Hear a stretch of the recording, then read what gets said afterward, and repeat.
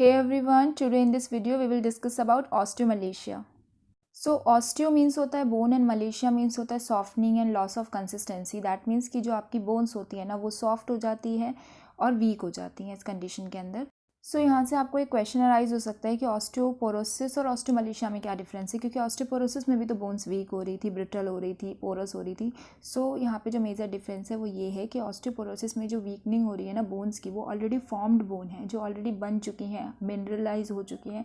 एक टाइम पे वो हार्ड थी, अब उनमें डिजेनरेटिव चेंजेस आ रहे हैं. अब उनकी जो मिनरल डेंसिटी है वो लो हो रही है. अब उनमें जो एब्जॉर्प्शन और बोन सेल्स का एब्जॉर्प्शन और न्यू बोन सेल्स का जो प्रोडक्शन है इस रेट में जो है बैलेंस नहीं है, तो ऑस्टियोपोरोसिस डेवलप हो रहा है. लेकिन ऑस्टियोमलेशिया क्या है, there is in problem in bone formation. जब बोन्स बन रही हैं, जब फॉर्म्ड हो रही हैं, मिनरलाइजेशन का जो प्रोसेस है बोन का, उसमें ही प्रॉब्लम आ रही है. ये बच्चों में इस कंडीशन को हम रिकेट्स कहते हैं. इनएडिक्वेट बोन मेटाबॉलिज्म की वजह से मिनरलाइजेशन सही से नहीं हो रहा, due to the insufficient calcium, vitamin D, phosphate reabsorption.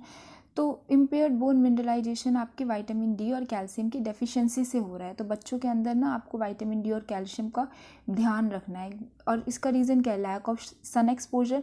आपने देखा भी होगा कि छोटे बच्चों को धूप में बिठाना थोड़ा ज़रूरी माना जाता है. वो इसीलिए माना जाता है क्योंकि उनकी बोन्स जो है ना वो फॉर्म्ड हो रही हैं, मिनरलाइज हो रही हैं, हार्ड हो रही हैं. तो उनको प्रॉपर सन एक्सपोजर चाहिए. ठीक है, न्यूट्रिशनल इनटेक सही होना चाहिए, बॉडी के अंदर फॉस्फेट का लेवल, विटामिन डी का लेवल सही होना चाहिए for the proper bone formation, जिससे ऑस्टियोमलेशिया डेवलप ना हो. नेक्स्ट है साइन एंड सिम्टम्स, जिसमें जो डिफ्यूज बोन पेन फील होगा, फटीक रहेगा. जो पेशेंट है वो थोड़ा सा उसको जो प्रॉक्सिमल मसल्स हैं उसमें पेन रहेगा. जो पेशेंट का जो गेट है वो भी एबनॉर्मल हो जाएगा. वो पेशेंट वेडलिंग गेट फॉलो करेगा क्योंकि उसकी मसल्स में वीकनेस है, हिप में पेन है, हिप मसल्स की वीकनेस है. सो उसका गेट पैटर्न भी अफेक्ट करेगा, आप पिक्चर में देख सकते हैं.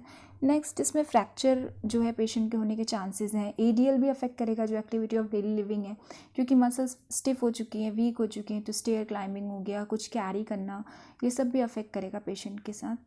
नेक्स्ट है इसका डायग्नोस्टिक प्रोसीजर, जिसके अंदर आप बायोकेमिकल फाइंडिंग्स कर सकते हैं. लाइक ब्लड सिरम के अंदर विटामिन डी, कैल्शियम, इन सब का लेवल चेक कर सकते हैं. आपके पैराथायरॉइड का लेवल चेक कर सकते हैं. यूरिन में कैल्शियम का लेवल देख सकते हैं. नेक्स्ट जो इसका मैनेजमेंट है उसमें हमें विटामिन डी का जो इंटेक है ना वो पेशेंट के अंदर बढ़ाना है. डाइटरी विटामिन का इंटेक इंक्रीज़ कीजिए, या फिर सन एक्सपोजर बहुत इंपॉर्टेंट रोल प्ले करता है, क्योंकि सन जो है ना वो इंपॉर्टेंट फैक्टर है आपके विटामिन डी को एक्टिव फॉर्म में कन्वर्ट करने के लिए, बॉडी में एब्जॉर्ब करने के लिए. उसके बाद आप मेडिकेशन दे सकते हैं विटामिन डी के as per consultation. Physiotherapy management में इसमें कुछ टेलर एक्सरसाइज प्रोग्राम्स होती हैं जो कि डिज़ाइन होती है पेशेंट की नीड के अकॉर्डिंग, उसकी बॉडी शेप, एज और इंजरीज़ के अकॉर्डिंग डिज़ाइन होती हैं, जिसमें उसकी मसल की स्ट्रेंथनिंग करानी ज़रूरी है. और जो उसका एडीएल है, एक्टिविटी ऑफ डेली लिविंग है, उसको इम्प्रूव करना, बेटर करना, और जिससे कि अपनी नॉर्मल एक्टिविटीज़ को अच्छे से परफॉर्म कर सके. नेक्स्ट आप इसमें थोड़ी वेट बेयरिंग एक्सरसाइजेस करा सकते हैं, बहुत ही लाइट वेट बेयरिंग एक्सरसाइजेज, जिससे बोन मिनरल डेंसिटी थोड़ी सी इंक्रीज़ हो. और वॉकिंग करवा सकते हैं, लेकिन अवॉइड इंटेंसिव और हाई इम्पैक्ट एक्सरसाइजेस, क्योंकि बोन बहुत ज़्यादा वीक हो जाती हैं, सॉफ्ट हो जाती हैं. तो ऐसी एक्सरसाइजेस से फ्रैक्चर के चांसेस हो सकते हैं. सो ऐसी एक्सरसाइजेस को अवॉइड करना है जो बहुत ही ज़्यादा हैवी इंटेंसिव हो, मतलब बहुत ज़्यादा वेट के साथ, या बोन पे बहुत ज़्यादा प्रेशर बनाए. ठीक है. So this is all about osteomalacia. Hope you guys like the video. Please share, subscribe and support. Bye bye. Take care.